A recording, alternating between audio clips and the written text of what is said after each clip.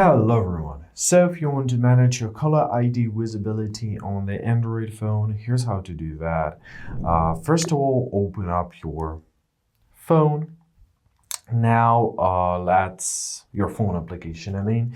Now let's tap on the three dots at the top right corner, and now let's open up our settings. There we are. So here's our caller ID and spam protection. I recommend you to activate it. Let's press on, press agree. It's not what we are gonna talk about it today, but I still recommend you to activate this option. So go back. Now let's open up our supplementary services. First of all, choose show your caller ID. And here you can choose whether it's gonna be network default, which depends on your provider.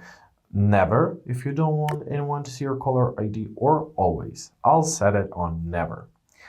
Then we can set up call forwarding. So tap here, choose voice or video calls, for example, voice calls. And here you can choose the forwarding conditions. For example, if you are busy, you can set a number or choose some number from your contact list. Let's open up the contact. For example, this number. Press turned on, and now when you're gonna be busy, all the numbers are gonna be forwarded to that number which you used.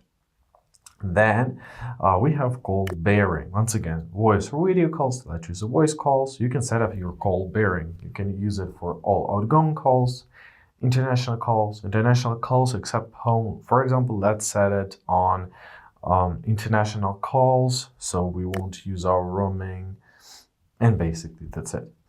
However, once again, you can set up, it's all up to your taste. Then call waiting, which is activated by the default. However, if you don't want to receive many sounds from your phone, somebody calling you, deactivate it. And basically, that's it. So I hope this video was helpful. Thank you so much for watching. Have a great day, and please consider subscribing to our channel.